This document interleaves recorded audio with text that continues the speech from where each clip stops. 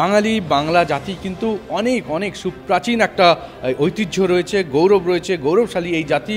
এবং এই জাতির যে নাম তা শুধুমাত্র এই বাংলায় নয়, এই ভারতবর্ষে নয়, ভারত ভূখণ্ডে নয়, ছাড়া কিন্তু সারা বিশ্বময়, বিশ্বজোড়া। এবং যুগ যুগ ধরেই কিন্তু এই বাঙালি কৃষ্টি সংস্কৃতি, তার সংস্কৃতি এবং শুধু তাই নয়, তার যে আধ্যাত্ম তা কিন্তু ছড়িয়ে পড়েছে বাংলার বাইরে সারা বিশ্বের।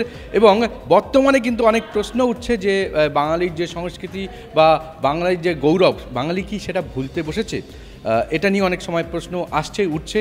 কিন্তু দেখা যাচ্ছে বাঙালি নিজেরা তাদের এই আত্মবিস্মৃতির জায়গাতে থাকলেও বিদেশে যে সমস্ত বাঙালিরা রয়েছেন, প্রবাসী বাঙালি যারা রয়েছেন, তারা কিন্তু দূর থেকে ওই চাঁদ দেখার মতো পৃথিবীতে থেকে চাঁদকে যেমন সুন্দরভাবে তার যে মায়াবী জ্যোৎস্নাকে আমরা অবলোকন করি, সেই রকম দূরে গিয়ে বাংলাকে দেখা, বাংলাকে নিয়ে ভাবা, এই রকম কিন্তু বাঙালিরা, প্রবাসী বাঙালিরা কিন্তু করছেন।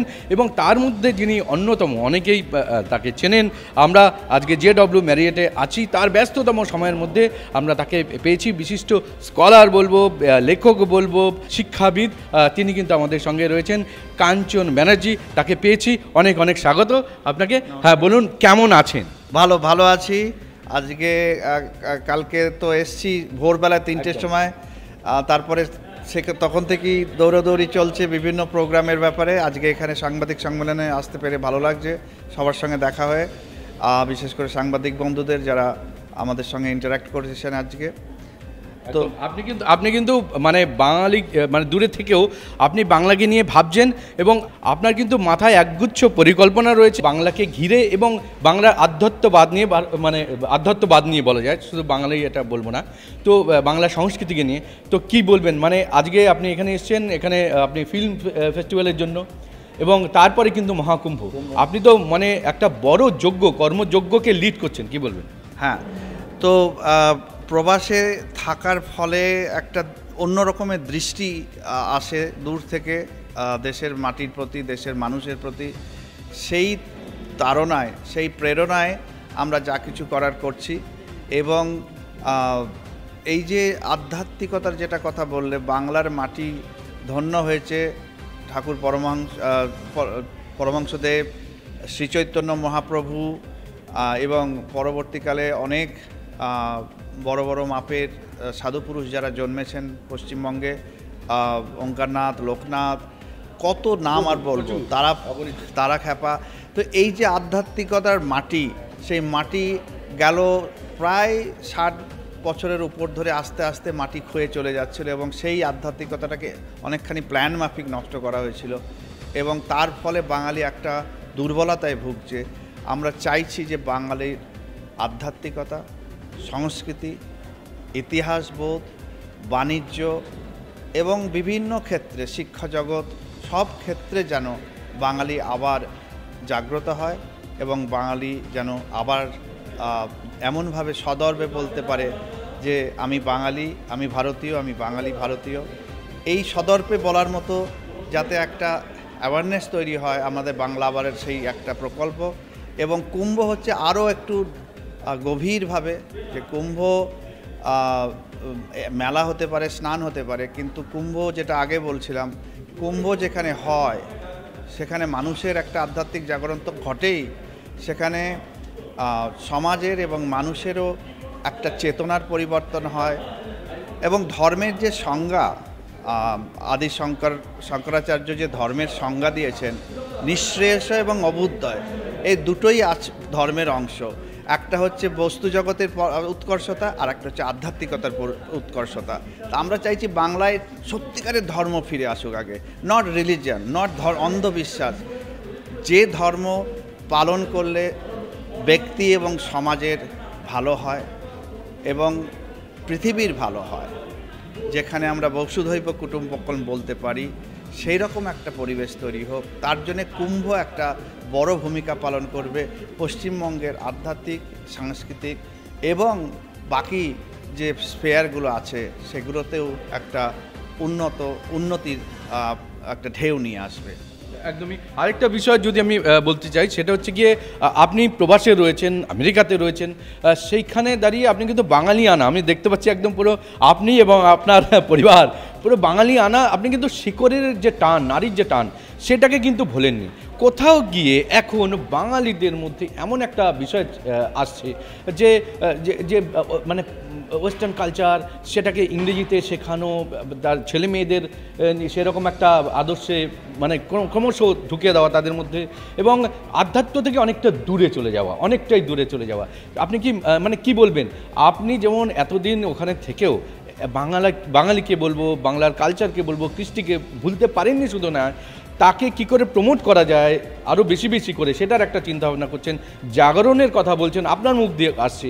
তাহলে বাঙালির এরকম অবস্থা কেন, তার সংস্কৃতি নিয়ে এবং তার আধ্যাত্ম নিয়ে কী মনে হয়? যেটা আগেই বলেছি যে বাংলার মাটিতে এত মহাপুরুষদের জন্ম হয়েছে, শুধু আধ্যাত্মিক বড় বড় মানুষ শুধু নয়, বিদ্যাসাগরের মতো সমাজ সংস্কারক, তিনি খুব একটা আধ্যাত্মিকতার মধ্যে চলতেন না। তার আধ্যাত্মিকতা তার কাছে মানেটা অন্যরকম ছিল, শুধু পুজো কর্মই তার আধ্যাত্মে কর্মযোগের মানুষ ছিলেন। তো এই যে বাংলার একটা ঐতিহ্য রয়েছে যেটা, এবং যে বাণী বাংলা দিয়েছে সারা পৃথিবীকে, সেটা শুধু বাংলা বা ভারতের নয়, সারা পৃথিবীর মানুষের কাছেই প্রযোজ্য। রবীন্দ্রনাথ ঠাকুর যেটা বলে গেছেন, শ্রীরামকৃষ্ণ, স্বামী বিবেকানন্দ যেটা বলে গেছেন, যেমন স্বামী বিবেকানন্দ বলেছেন যে বেদান্তই হবে ফিউচারের মানে রিলিজিয়ান। সো উনি রিলিজিয়ান কথাটা ওইভাবে ইউজ করেছে, তার মানে উনি বলছেন যে রিলিজিয়ানগুলো ইভলভ করে ধর্মের পর্যায়ে আসবে। ধর্ম মানে যা ধারণ করে থাকে, যা রক্ষা করে, যা ধ্বংস করে না, সেটাই হচ্ছে ধর্ম। কিন্তু এখন আমরা দেখতে পারি এই ধর্ম কথাটার অপব্যবহার হয়, রিলিজিয়ান বা মাযহাব এসবের নামে হিংসা, মারামারি। গেল মানে আমরা তো দেখতেই পাচ্ছি গেল 1000 বছর কীভাবে এই রিলিজিয়ানের নামে অনেক ধ্বংস হয়েছে এবং এখনও হচ্ছে হিংসা। তো ভারতের বাণীটা আলাদা। ভারতের বাণী হচ্ছে শান্তির বাণী, ভারতের বাণী হচ্ছে সহবাসের বাণী, সহযোগিতার বাণী, সেই বসুধৈব কুটুম্বকম। সেটা আবার আমরা যদি বাংলা থেকে সেই আওয়াজটাকে বাড়াতে পারি তাহলে খুবই ভালো হয়, এবং সারা পৃথিবী সেটা ভালো হবে এবং বাংলা আবার উঠবে। আচ্ছা, আরেকটা কথা আমি একদম সরাসরি চলে আসছি, যে আজকে ফিল্ম ফেস্টিভ্যাল হলো এবং কদিন পরেই কিন্তু মহাযজ্ঞ কুম্ভ। তো এই কুম্ভ নিয়ে আপনি কিছু বলুন, যে একটা সময়ে আমরা যেমন এতক্ষণ ধরে একটা নেগেটিভিটির কথা বলছিলাম, বাঙালির বলুন বা বাংলার চিন্তা চেতনার, আধ্যাত্মিকতার, কিন্তু কোথাও গিয়ে দেখা যাচ্ছে হিন্দুত্বেরও বলা যায়, কোথাও গিয়ে আবার যেন একটা চোরা স্রোত বয়ে চলেছে, আবার যেন জাগছে।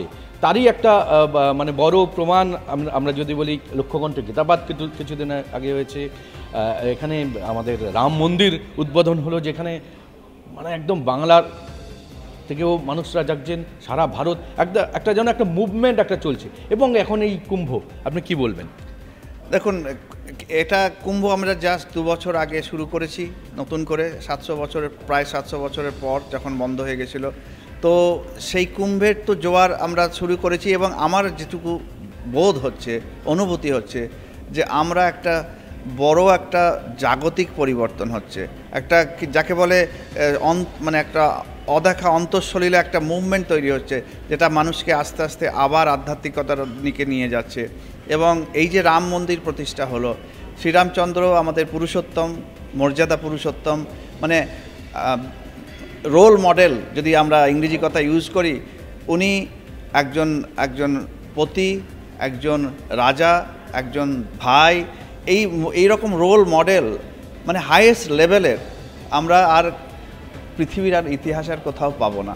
তো শ্রীরামচন্দ্রের এই যে মূর্ত প্রতীক, বিভিন্ন কারণে তার সেই তার মন্দির যেটা এতদিন ধরে অবরুদ্ধ হয়ে পড়েছিল, সেই মন্দির পুনঃস্থাপনা হলো।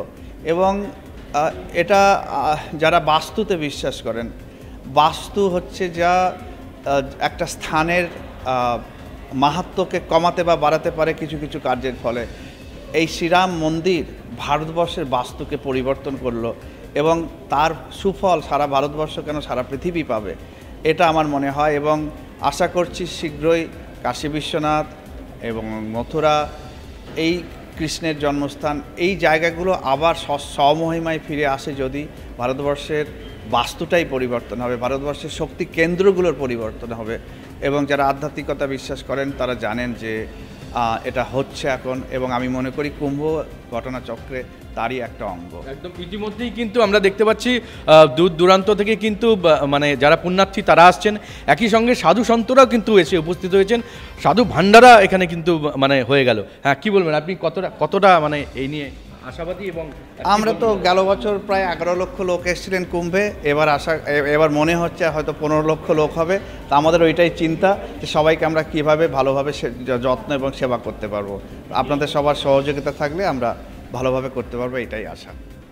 অনেক অনেক অনেক অনেক ধন্যবাদ এবং শুভেচ্ছা রইল, আপনি এইভাবেই এগিয়ে যান। আমরা অবশ্যই আমাদের গোটা টিম আমরা আপনাদের সঙ্গে রয়েছি, এবং আপনি যেভাবে করে যাচ্ছেন বাঙালির জন্য, হিন্দু সনাতনের জন্য, আপনি এইভাবেই কাজ করতে থাকুন।